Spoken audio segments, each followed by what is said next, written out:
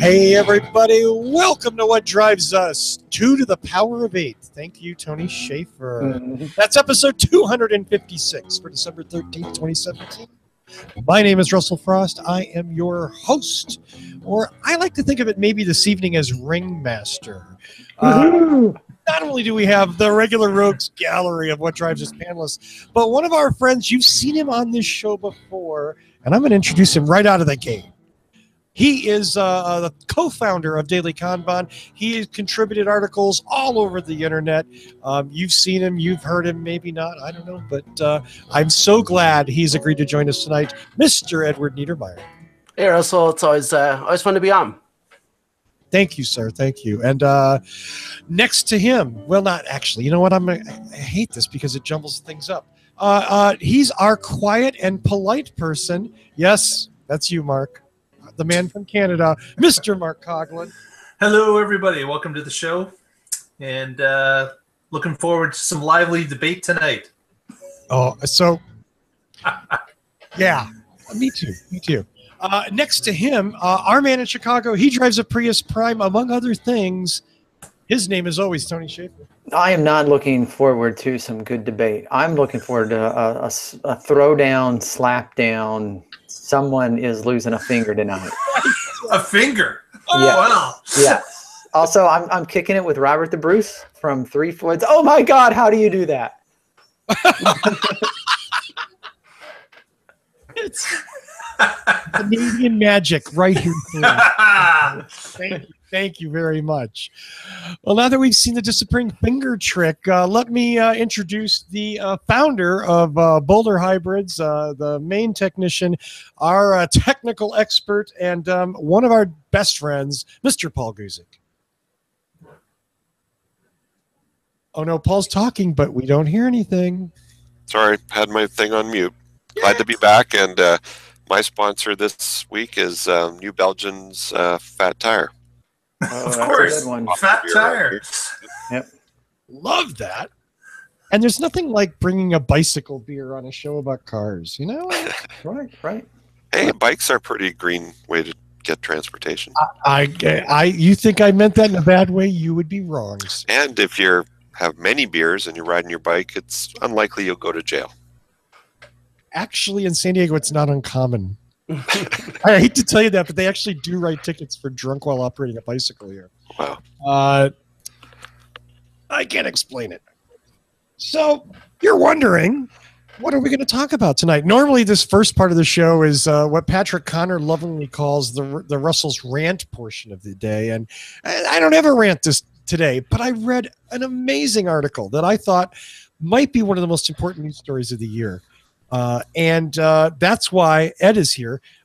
Ed's co-founder, partner in Daily Kanban, wrote the story this morning, published it about a news conference that happened in the wee hours. And Ed, you know what? You're probably the best man to introduce it. So I'm going to hand it off to you, and then we'll go from there. Yeah, so thanks. My co-founder and co-editor, Bertil Schmidt, was at a press conference in Tokyo. It was the wee hours here, but it was normal business hours in Japan. And yeah, so there's this big announcement of a partnership between Toyota and Panasonic.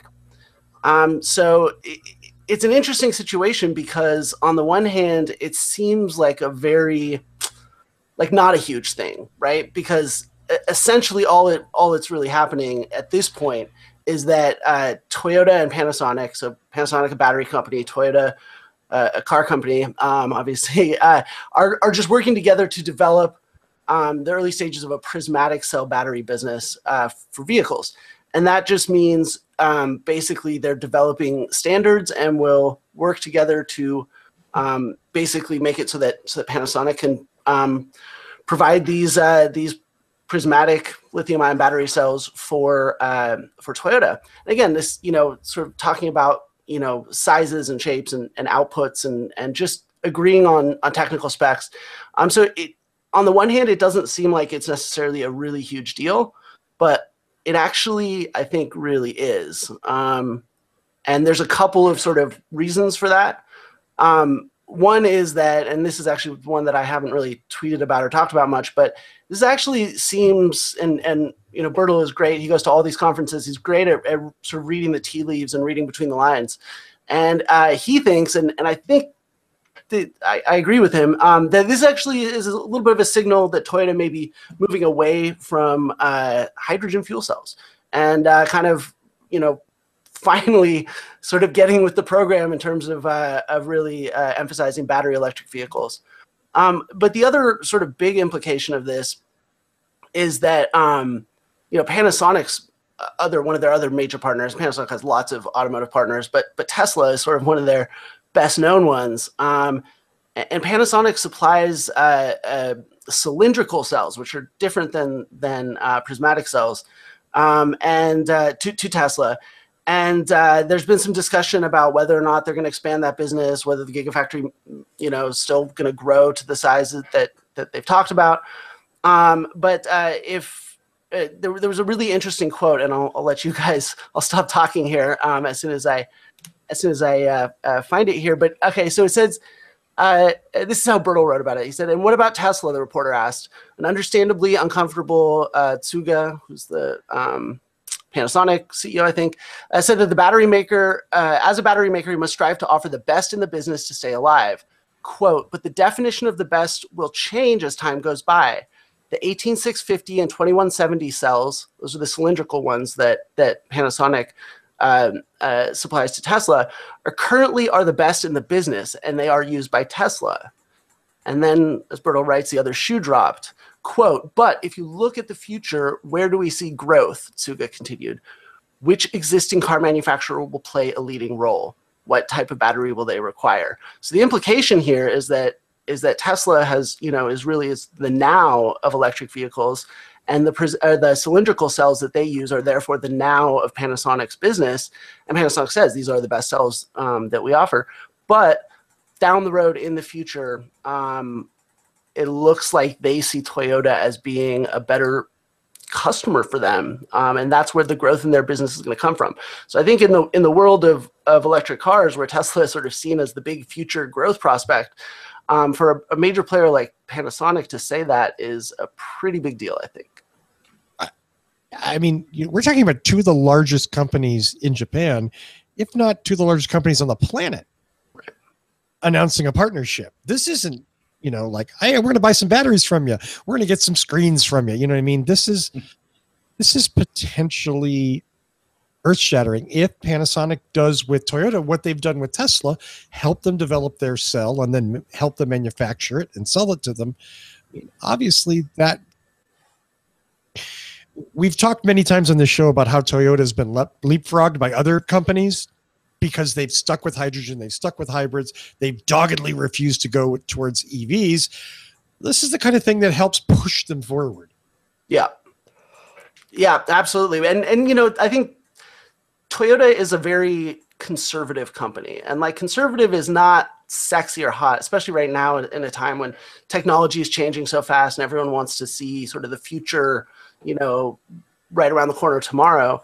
But I think in the car business, I think you see some of this with sort of the difference between how Tesla runs its business and some of the problems they've run into versus Toyota is that I think Tesla has this high-tech perspective where we have to keep, on the cutting edge and pushing forward and taking big risks. And Toyota, because in large part because of the size that they are, but also because of just some of the characteristics of the car business, they think and rethink everything 10, 15, 20 times, however many times before they make a move. It's like the ultimate measure twice, cut once culture. And the clash between that and Tesla is one of the really fascinating things to me about the modern car business.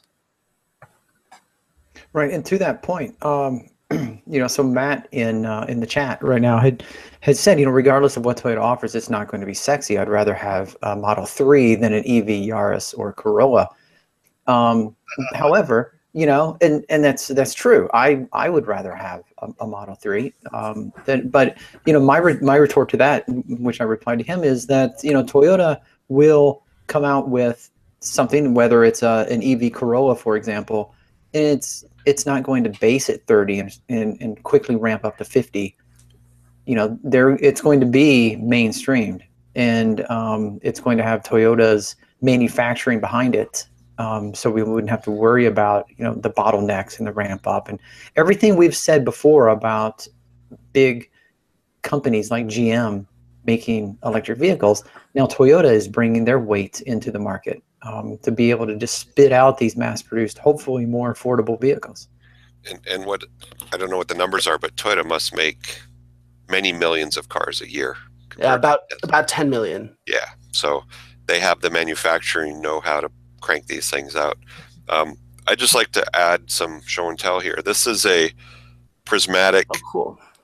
Nickel metal hydride battery module that's in a Prius, and believe it or not, these are co-made with Panasonic and have been since around 2000 in Toyota Hybrid. So they already have a relationship with Panasonic, making this kind of old technology now, but it's a very proven and reliable technology. And Panasonic knows how to make batteries, and Toyota knows how to sell cars. So we'll see.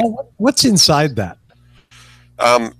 Well, this is actually what they call a module that has 6 individual cells. So you can kind of see them here. This is the farthest you can break down like a Prius battery. You want to bet?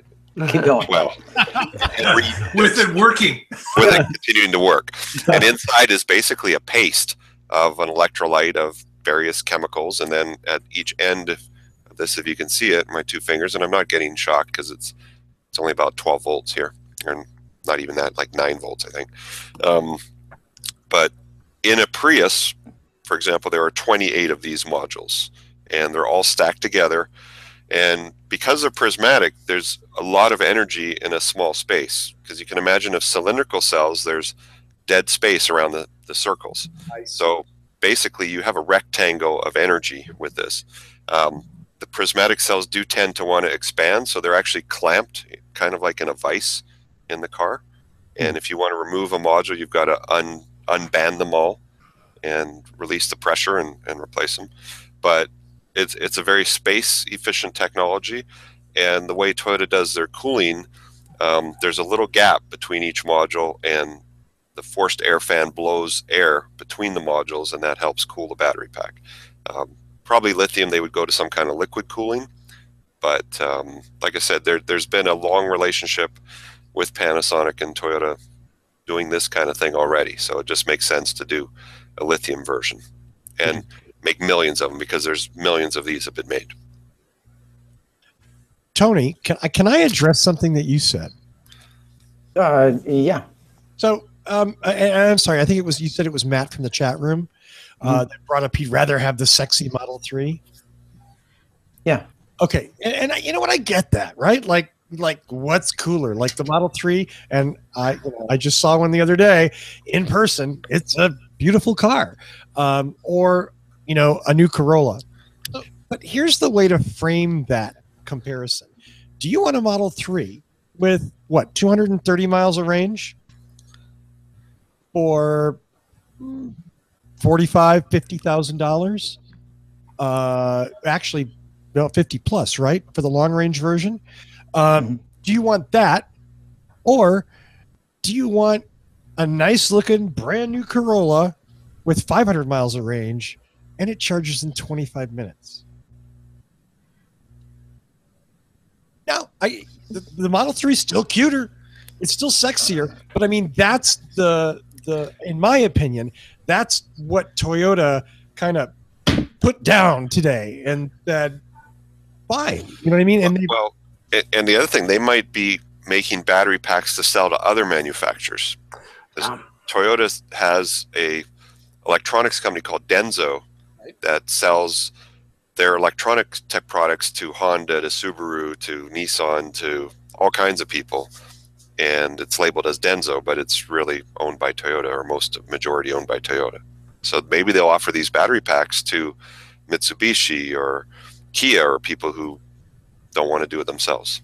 But Yeah. don't offer them to Honda because they'll just beat the shit out of them. Well, actually, Honda, maybe it was mentioned in the Nikkei report, Daihatsu and Mazda, which are already in partnership with Toyota, Yeah. they will almost certainly be joining this. And And Honda was Subaru buys a lot of Toyota bits for their Yeah. cars. Like the Smart Key in the Subaru is the same as the Toyota, for example. yeah, and Toyota owns a stake in Subaru, so they have that relationship. Yeah. I mean, again, I get the sexy body shape comparison, but I think when you start really digging into this, what Toyota could do with their scale, with Panasonic's partnership, if solid state batteries are true, and we talked about that here, Toyota doesn't say stuff until they can actually do it. Oh, Oh, no, sorry, someone just came home. No sweat. Hi, it's okay. You're allowed to be someone special. Well, They had and walkthroughs, Toyota yeah. has a couple of sexy cars. I mean, they have the BRZ Toyota, whatever it's called. 86. 86 now. Mhm. Yeah. And this actually brings up a kind of a point that I love to make to Tesla fans in particular, because this comes up all the time, right? Like Tesla is just more desirable than everything else, and that's great. That is why Tesla has become what they've become. They've understood that we aren't all sort of rational spreadsheet decision makers when it comes to cars. There's something about cars that taps into our lizard brain or whatever, our irrational side. And as individuals, we can all understand that. But I think when you look at the history of the car business, Toyota went from being an automated loom company. They didn't even make cars. They made fabric, textiles, to being the one of the biggest, if not the big. They kind of go back and forth. There's 3 automakers, about 10 million units a year. One of the biggest. And how did they do it? Did they do it by making sexy cars? Did they make it by making cool cars? Did they make it by making fast cars, cutting edge technology? No, none of those things. It was because they understood that ultimately the real challenge of the car business is manufacturing. If you can make a car that may not be the fastest or the most efficient or the best looking or the fast, whatever, best to drive, but if you can make them so that they're all just built perfectly, they all start every time, they all get you where you're going, they never break down, they last forever. Those unsexy qualities is what turned this company from 0 to 10 million cars a year. Yeah. And I think that that says a lot about the market, right? In the sense that we can all say, well, I can look at these 2 pictures, I can tell you which I'd rather have. But at the end of the day, when you go down to spend more money than you spend on anything other than your house, you're probably going to err on the side of making a relatively rational decision. And that's the cornerstone of Toyota's business. Except for the stupidly rich people. I And that's why Lamborghini doesn't sell 10 million cars, because Right. Well, but they, and Toyota sells Lexuses so that Lamborghini and Tesla owners have something to drive when they're cool. Lamborghini's in the shop. Yeah, when the car's in the shop, exactly. I want to share a Toyota doesn't make sexy cars. 26 seconds. Oh boy. And that's just not even it's a sexy hybrid car. Yeah. Well, it doesn't say Toyota, though. It says Lexus on it. Still made by Toyota, kid. Blah blah Yeah. blah. Blah, blah, Yeah. blah. I know it. And I got to keep plugging that review. But Mhm. let's be realistic. Toyota is certainly capable of making a sexy car. Right, and by the way, I mean, this is something they're really trying to focus on right now. Akio Toyoda, that's like his mandate was to make Toyota more than just this kind of, stolid, boring car company. And so they've really been focusing on that recently. But I think it's easier to layer that on top of solid fundamentals than to go the other way. Yeah, like the 2018 Camry, they're trying to portray it as sexy. Like Camry and sexy don't really go together, but Yeah, SE does not mean sexy edition. No, but you know what? The new version of Corolla is a nice looking car. It's not the stupid EconoBox that it was. Stupid EconoBox, but super reliable, dirt cheap. Mhm. And it got people millions and tens of millions of miles.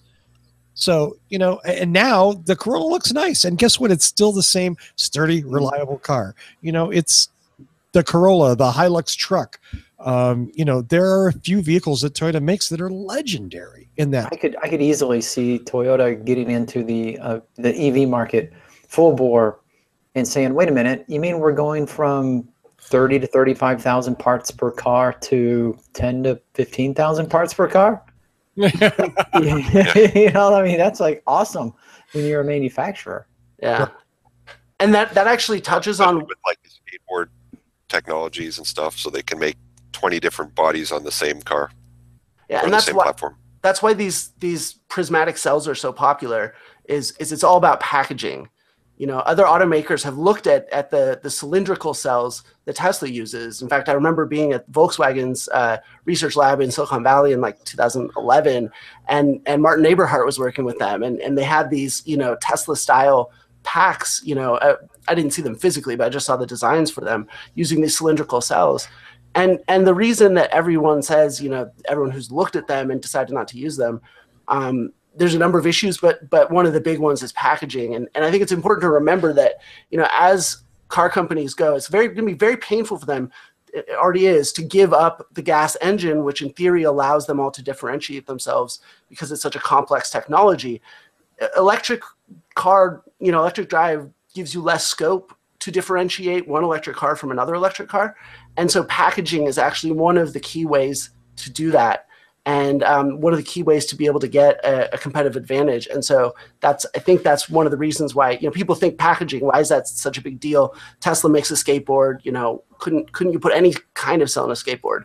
But I think that the prismatic cells give you more flexibility with packaging, which is going to become a more and more important competitive advantage. Does anyone else use cylindrical besides Tesla? Because I know GM use a package type with LG as well. Yeah. But does anyone use, besides Tesla, cylindricals? I think some of the older Ford nickel metal hydride was cylindricals, but not that's in lithium. the new stuff is lithium would be prismatic, like the Leaf of old.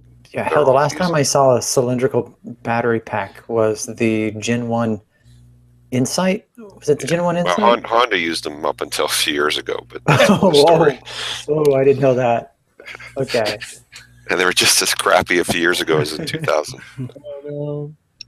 There we go, slapping at Honda again. So, you know what? I want to check in. So, because I'm not really clear, I actually looked up what is a prismatic cell on the internet. You know, the internet runs on prisms and unicorn farts. But it was talking about batteries that are packaged in a loose container or a soft container, as opposed to some sort of rigid structure. Did I just stumble onto something stupid? If what we're just talking about is non-round, non-cylindrical batteries that are packs, that makes sense. But then they do need to have some kind of structure to keep them from expanding. Okay. So, but it's essentially, you can put more stuff in a rectangle than in a circle. Yeah, I mean those rectangular shapes fit together very nicely with no open space except where you want it. Whereas when you're packing a million little round things together, there's open space around all of them. Right. And Mark is showing us, I guess that's a Tesla 2170. Yeah, But, and the prismatic to the right. there you go. Nice. Yep. And going back to history, I mean, Tesla went with the cylindrical cells because they were commodity cells. They were from the laptop and power tool industry, so they could get them cheap and they could get thousands of them, and that was the best option back when they started with the Roadster. Didn't have to reinvent anything. They were already on the market. All they had to do was incorporate them into a pack.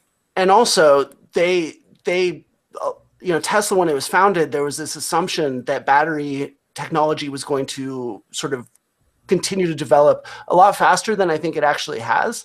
And one of their big arguments back, you know, in the early days of the company was that when a new chemistry comes out, the first format that it comes out in are these 18650 cells, because they are used in laptops and other kinds of devices. But because that, you know, battery technology has not moved as fast as I think certainly the founders of Tesla thought it would, that hasn't really turned out to be a competitive advantage. And now with the automotive market getting to be significant, it makes sense for them to make automotive specific application cells, you know, which 10 years ago, it wasn't a big deal. They'd rather make cells they could sell to laptops and power tools and whatnot. So, yep. And by the way, if this, you know, partnership sort of takes off, if more automakers join it, you know, then there will be building like insane amounts of scale. I mean, Toyota alone at 10 million units a year versus Tesla at 100,000 units a year. You can tell. They'll need a gigafactories. Exactly. Yep. Well, I think we're going to need to discover new sources of lithium. I mean, are we going to start worrying about raw material shortages? So think back about 4 or 5 years ago in this show when we did a report on how Toyota had quietly bought up enormous amounts of lithium reserves from South America. And everybody was like, we didn't even know what are they going to do with it at that point because they were using nickel metal hydride. This is a company that plans way out. Talk about playing the long game. They're playing the long game in a really big way. And so they spent all those millions or whatever locking that lithium source up. And lithium's not that rare. I mean, let's be realistic about it. But this is like one of the main places on the planet where you can get this stuff easily and cheaply. Well, and all these oil companies that will have no demand for their product, they can start to, start mining lithium and go after that product.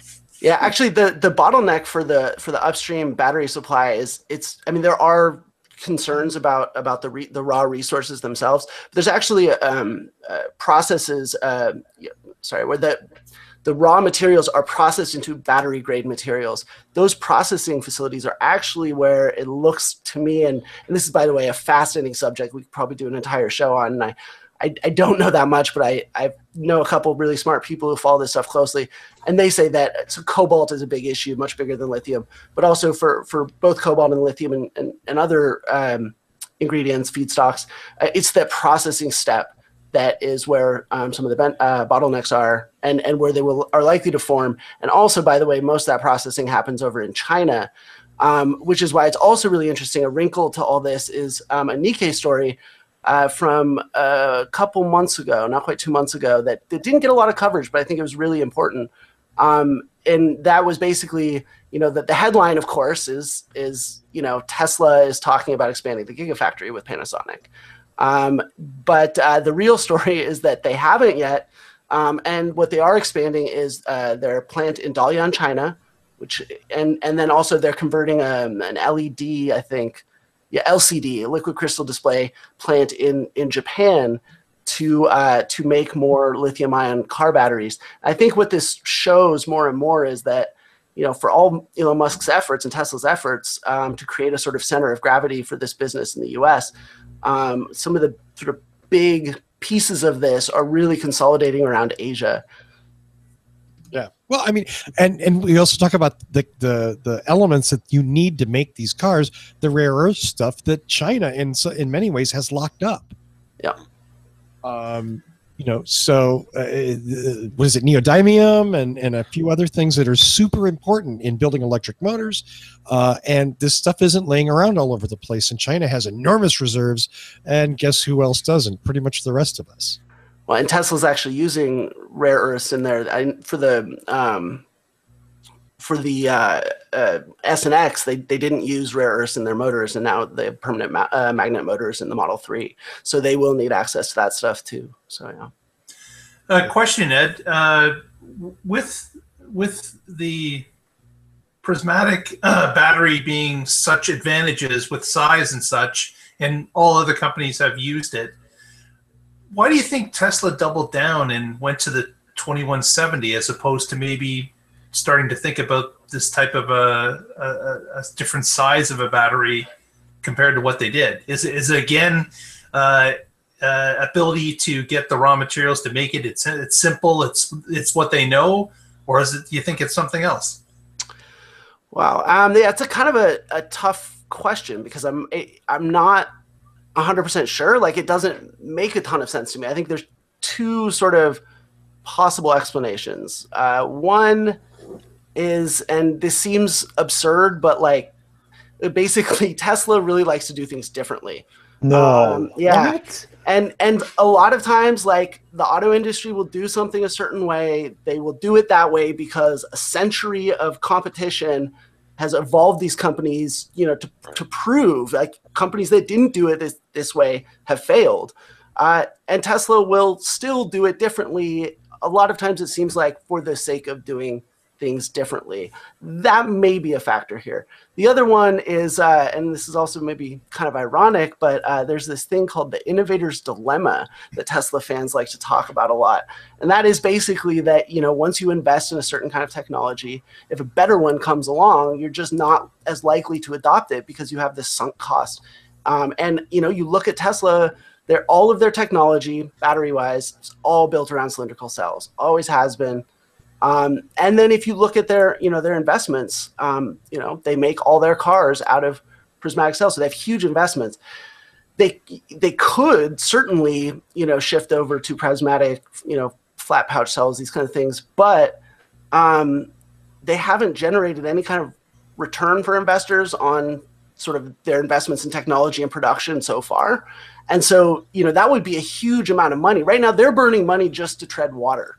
Yeah. And to make that shift to an entirely different cell technology would require massive infusions of cash, which frankly they need anyway, just to kind of keep muddling on. And maybe if they don't sell cars, they can sell the cells to Milwaukee and DeWalt power tools. Well, but I mean, why wouldn't Panasonic do that? Like, Tesla, and I think this kind of gets to, the thing with Tesla. Everyone says I'm a Tesla hater, and I'm just used to it now. Really, like, Tesla is an amazing company because they not single-handedly, that's too much, but they played a huge role legitimized in making EVs a increasingly mainstream thing. And we're not there yet. There's still a long ways to go. But I think what's amazing about this, and especially just this relationship with Panasonic and how it's evolving, for a long time, Panasonic needed Tesla to essentially market its cells. Tesla doesn't make cells. Tesla effectively, they turn the cells into packs and then put them in cars. But really what Tesla does is they market electric cars. And they kind of create a market for Panasonic's cells. They've been so successful at that now Panasonic doesn't really need them marketing the idea of electric cars anymore. And so now Tesla is stuck doing the unsexy work of bending metal and putting these cars together. And I think the real value that they've added, not just as a business, but also kind of socially or globally, you might even say, is in this like creating this electric car business and this market for it. But I think they're kind of at this point where it's like it's all grown up and it doesn't need them anymore. And like any parent who sees their kid grow up and not need them anymore, it's a tough thing. It's no fun. I just like when we put bending metal in, you know what I mean? Like, it takes all the sexiness out of it. And it is. I mean, that's the point that you made earlier about Toyota being so good at the non-sexy parts of the business that the sexiness kind of washes away. And all you got to do is make a sexy body, which Toyota is certainly capable of. Yeah. Yeah, no, but the unsexy parts are really where the money is made or lost. Right. Yeah, because nobody wants a really awesome car. It's a piece of shit. At some point in the future, Elon's going to be walking through one of his factories, and he's going to say, I made a car company. Shit. all he has to do is go over to the SpaceX building. Or the Boring Company. Yeah. I don't feel bad for Elon. He's okay. He'll go dig a tunnel or he'll go to Mars and dig a tunnel. Yeah, he'll get by. You're right. No, but because of all the brain share that Tesla's got, it certainly got all the other major companies to get on the bandwagon and say, we're doing EVs, we're going to do the same thing. And, I think we'd be a little further behind right now if they hadn't gotten so much market traction. So, totally agree. Yeah. Absolutely. And I will say, though, just to go back to what I said earlier, I mean, what people aren't, I think still are not quite picking up on is that, Panasonic, whose business, by the way, lives or dies on these decisions, is saying Tesla is not the future. Right. Toyota is the future. Oh, and by the way, one element that we haven't even brought into this yet is the whole question of solid state battery cell technology, which Toyota has been talking about more. And that could potentially be a way for these two companies to partner up, even further down the road. It's really shocking that, sorry, Mark, but, you mentioned solid state, and it's shocking to me how Toyota just in the last 6 or so months has been bullish on solid state batteries coming from a company who previously said they weren't going to even do electric vehicles. Has there been any word from Panasonic about solid state? We've certainly heard Toyota talk about it, but has Panasonic ever mentioned it? No, they're saying mum about that, and battery companies. They're going around buying up all the patents they can. Well, and again, I think they need to be careful about the difference between their present business and their future business. I think we see this all across the car business, right? Companies right now, what do they do? They're selling trucks. That's how they're making money. But then they have to turn that money into the future technology that will create a new market. And it's super frustrating, I think, for certainly people who work at these companies who do believe in the same kind of vision of the future that, for example, Tesla fans do, that they get so much crap from people for like, oh, well, you sell some electric cars, but, mostly you're just selling trucks. Well, these are businesses and they have to do what makes money. And it's easy to say like, oh, just throw your whole 10 million units of cars a year away so that you can take a bet on this bold new future. Saying no thanks to that offer does not mean you don't believe that electric vehicles are the future. It just means, you're a grown up and you have to find a way to make this transition without blowing up, your whole business. Yeah, it means you want to eat before the new business takes off. Absolutely. But Toyota is in it for the long term. I mean, they came out with the first hybrid in '97 in Japan. Yep. And they've sold umpteen million hybrids now. No one else is even close to Toyota as far as hybrid sales. So they made a bet on it and refined it, and now it's an accepted technology. Yep, and I think it's the cost competitive. I think to their normal drivetrains. I don't think it costs that much more for them to sell a hybrid. And the one other thing I would add, and I do my podcast about autonomous drive stuff, and I actually think that there's a lot of is a very interesting debate happening there between, is the future autonomous and electric, or is it autonomous and maybe something else? I think there's some really strong arguments for hybrid. I'm really looking forward to seeing how that shakes out. But because of that, I would say there's a good chance that, if and when autonomous drive technology matures and we start seeing more of it, that might actually be more of a lease on life for hybrid. Because for a whole bunch of reasons, which we can get into if you want. But I think a lot of people are way too quick to just dismiss that hybrid as like, oh, it just doesn't matter anymore because electric. I think it still really does matter and could matter a lot more. Yeah, it means when battery technology improves, Mark and I can swap out our battery packs for something that charges faster and goes twice as far. Yeah, except the manufacturers tend not to build them that way. Yeah. They want you to buy the new car in 5 years. You bought a modular Prius Prime? That's amazing. No, but I know a guy. Yeah, that's true. Paul's like, I got a Sawzall. Luckily, once you bought a battery, the rest of the car is not that much more expensive. I bought the car just to get the battery. It's an interesting thing. I mean, and obviously, Toyota's. Again, I think part of the reason why this story struck me as being so important is, again, that, sure, these prismatic cells now with lithium ion, but if Toyota is serious, which almost seems like a moot question because they always are serious about the solid state breakthrough they claim to have made and that they claim is like 5 years away, there's no better manufacturing partner. Probably. I mean, LG, Samsung, arguably. I mean, Samsung. Yeah, I don't know that I want a Samsung battery in my car. LG, sure. I mean, whatever. Panasonic certainly as good a name on the planet as there is. So, who better to carry them into the future with this new battery technology if it works? Yeah, and a lot of this, by the way, is that, they're also talking about just recycling. That's also something that I think companies like to talk about, but I don't know how much progress they've really made. So getting all these companies together to actually talk about a plan for end of life for these batteries, I think is really, really huge, and especially as sales start to go up, could be a really major issue that needs to get sorted out soon. Absolutely. Absolutely. Yeah, that is huge. Just to wrap this up, I mean, it's and it's good that we end on recycling, end of life. But yeah, that is a big, huge deal. The more we see these cars on the road, the more we're going to have to figure out what to do with the materials. So yeah, not just make them, but also how to recycle them. Yes. Absolutely.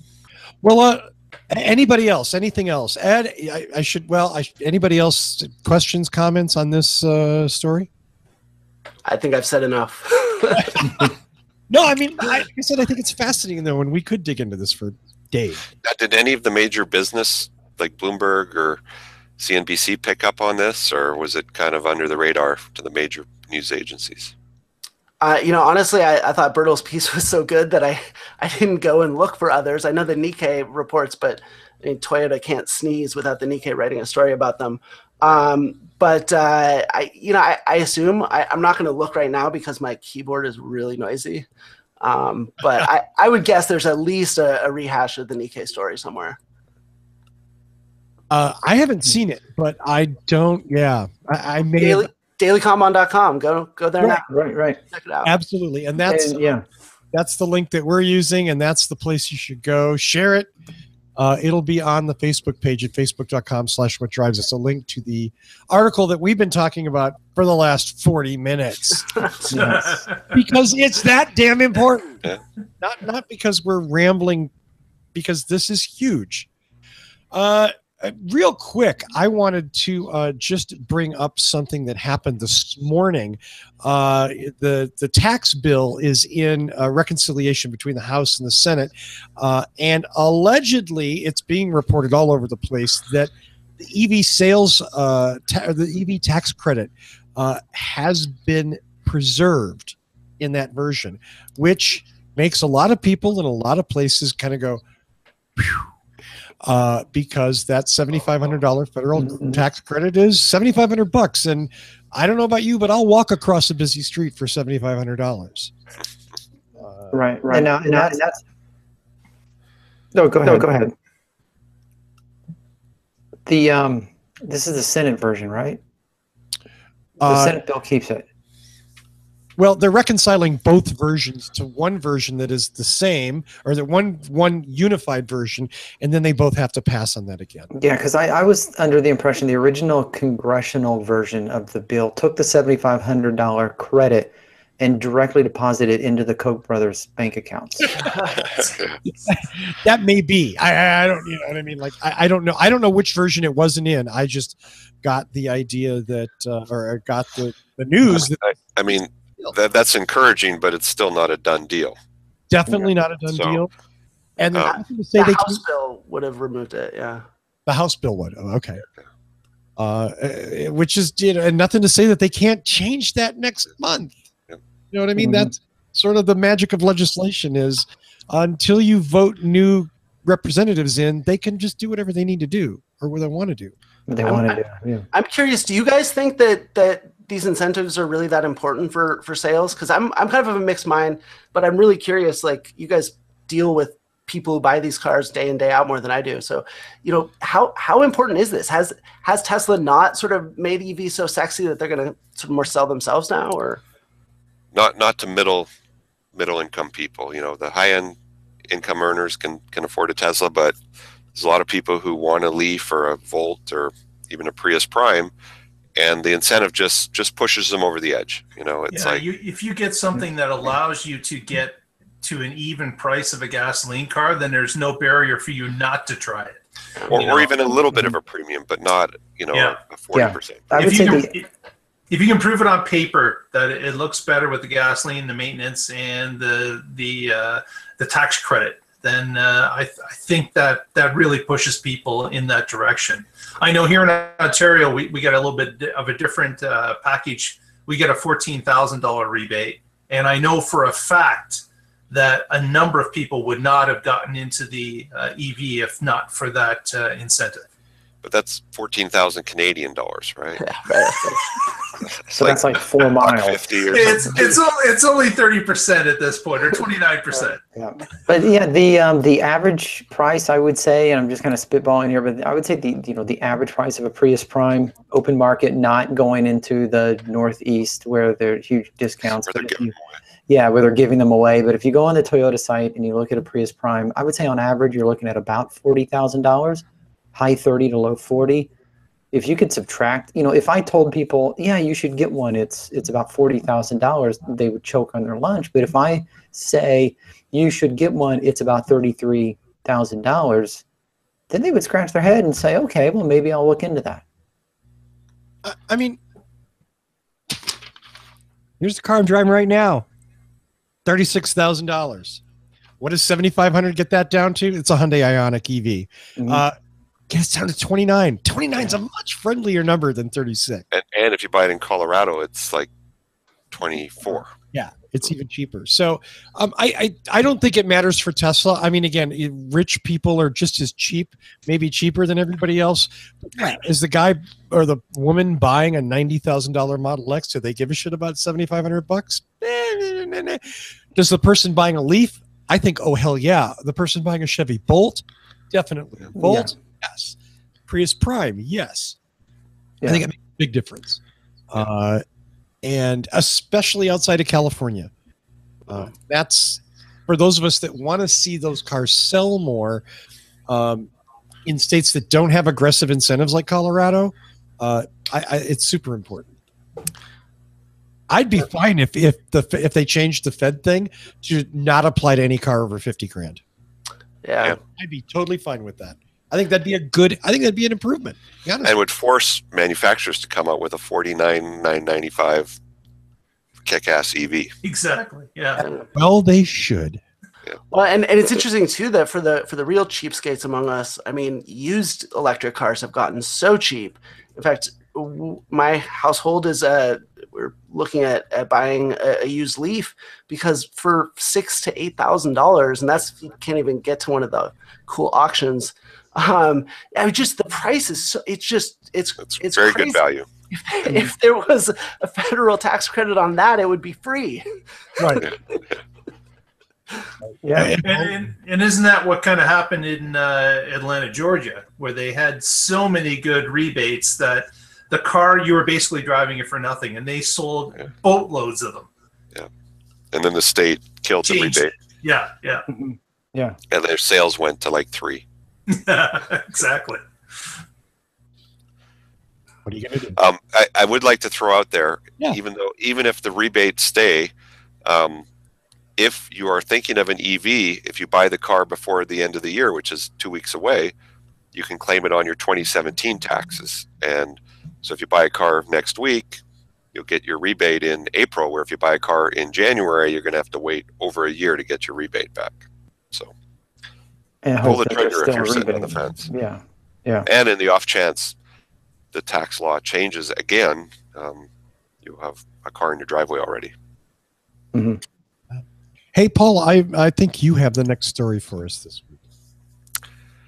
One of my favorite topics. So there was an article in the LA Times last week about how people just despise buying cars, how it takes 5 hours in the dealership, 6 hours.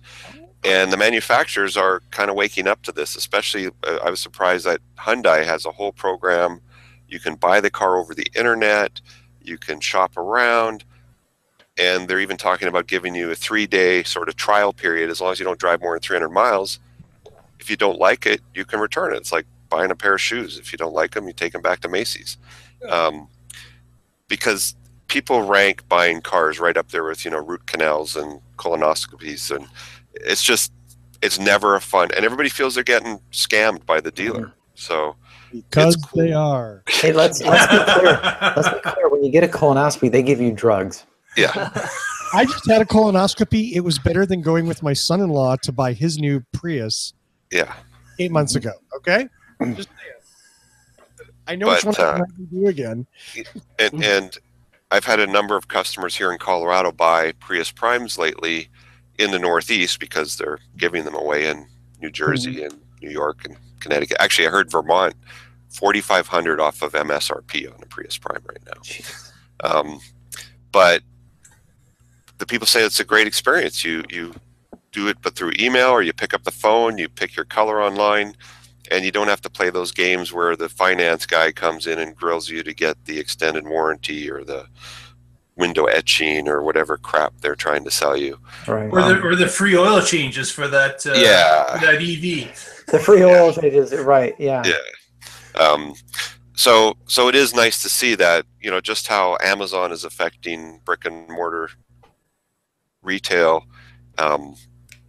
Internet and savvy customers are changing the way retail car stores are done, and of course Tesla totally changed the model, and you know, they don't really have franchise dealers.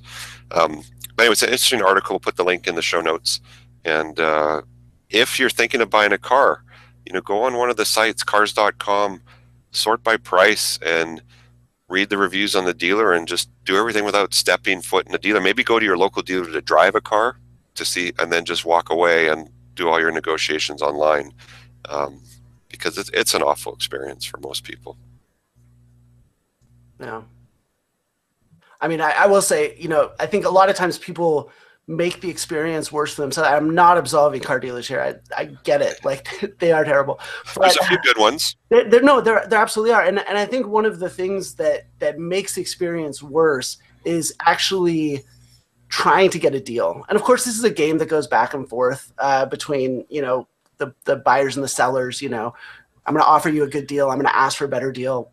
You know, if you just accept up front, like the last car that we bought was a Toyota Tacoma. We just knew it was not, first of all, we wanted a manual transmission. We're gonna have to order it from the factory.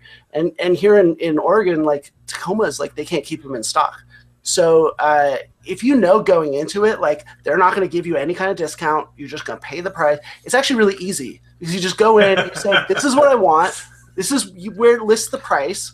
And then I just pay you that price, and then we're done here.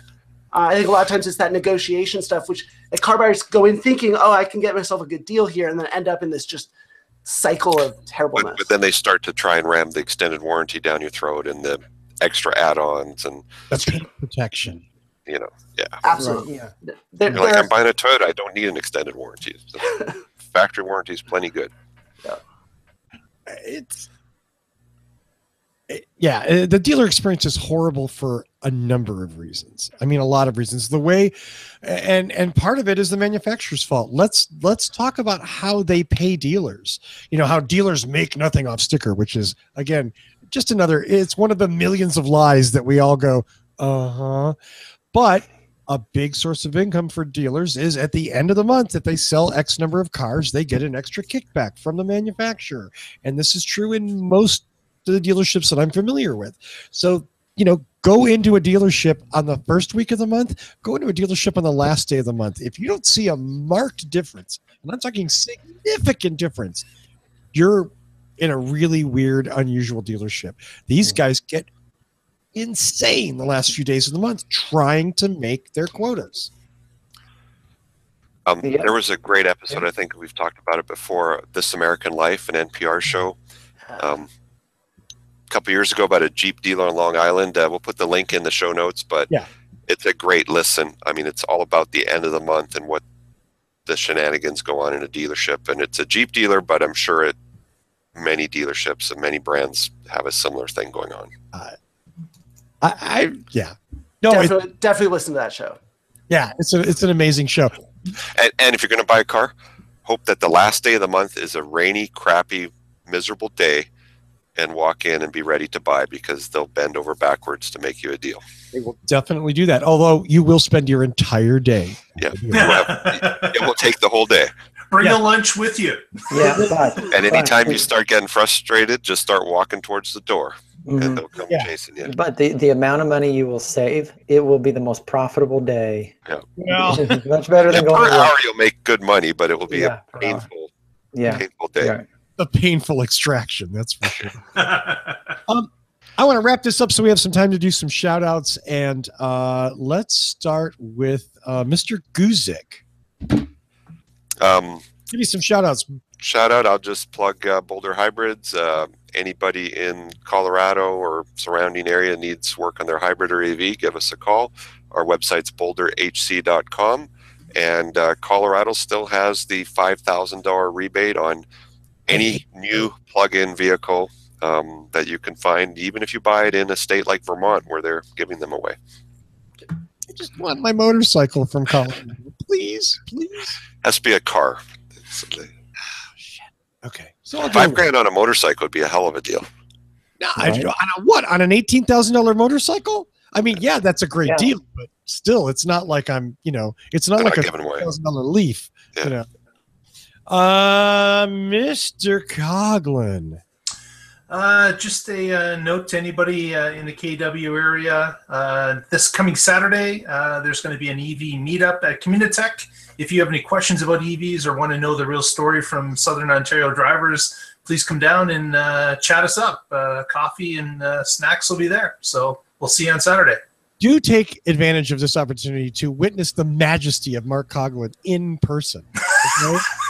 Because I'm telling you, number one, dude's way ass tall. He looks small on the screen. Huge. Everyone looks small on screen. Huge. Okay. Yeah, I just saw this one. Yeah, I know. I'm crushing your head. I saw this one picture of you at one of these meetups last week, dude, and you were like, I'm sure it was a bad moment. You know what I mean? Yeah, try to get photobomb in like that. Yep. Mm-hmm. Such a little eloquent moment of you just kind of like a little drool. Yeah. Tony Schaefer. Hey, I want to remind everybody that if you use Flipboard like I do as a news aggregator, look for the What Drives Us magazine.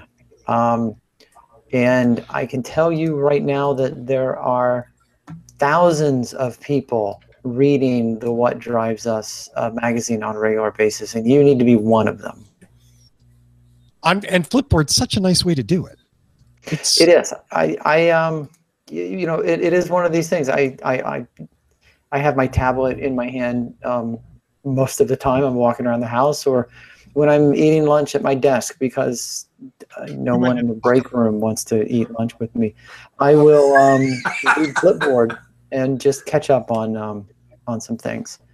And I just looked right now. We do have 13,574 viewers right now. We have over 2,000 stories in our magazine, and you need to read them all. There will be a quiz.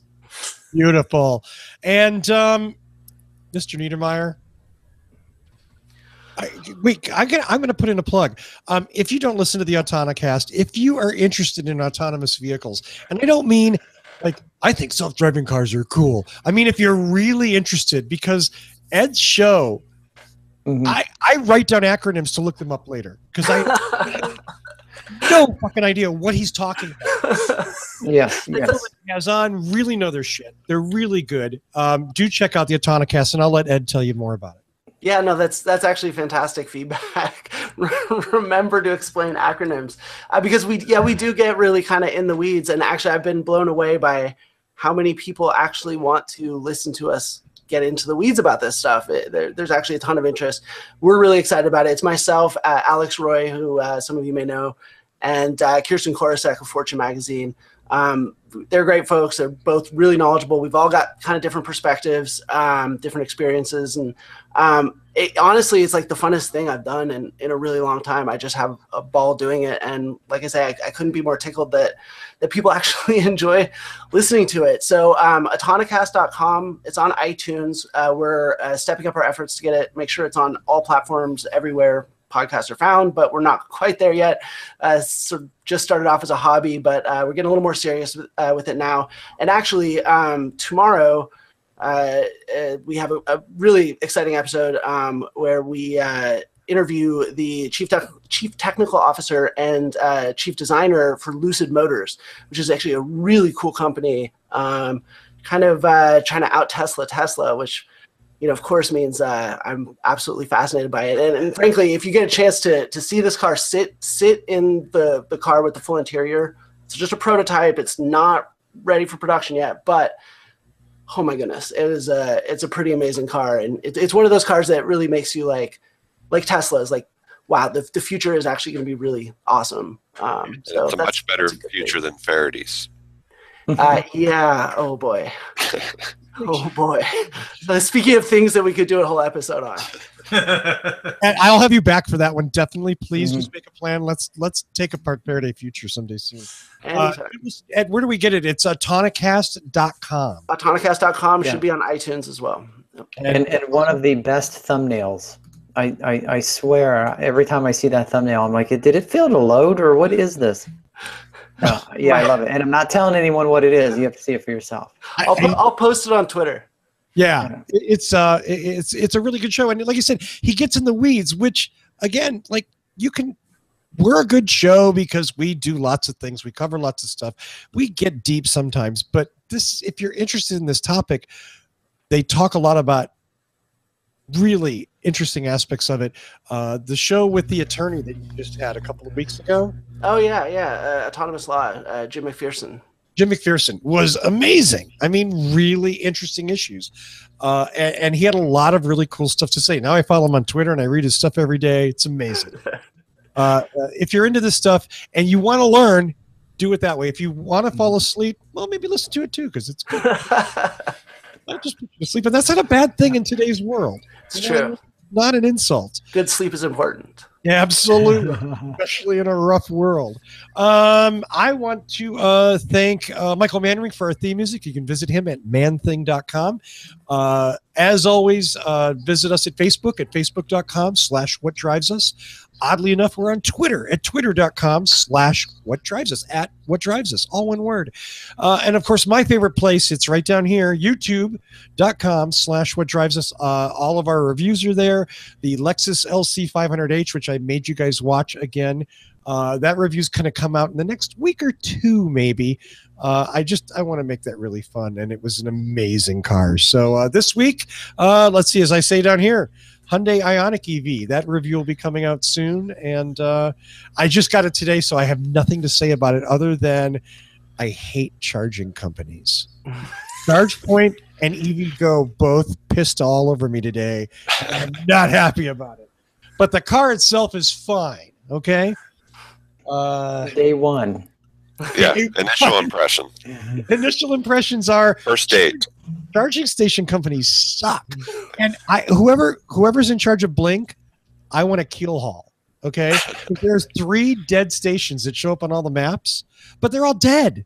Like the Blink chargers they look like they've been vandalized. And So you're saying they're on the blink.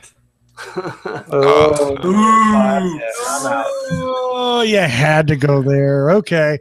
This is my cue. I should have said goodnight. I want to thank our special guest, Ed Niedermeyer. Follow him on Twitter at Tweetermeyer. And thanks, Ed. Thanks so much. It's always so much fun. I appreciate it. I don't know who you were greeting, but I hope he or she's not mad at you. Because no, I warned her. I think she maybe just didn't get the text. Oh, okay. Well, our apologies to her. Paul, Tony, Mark, thank you so much for being the amazing guys you always are every week. Yeah, everyone in the chat room, thanks for hanging out with us. Thank you, chat room. Absolutely. And I don't know. I think that's all I got. So I'm going to say goodnight. Tune in next week and find out what drives us.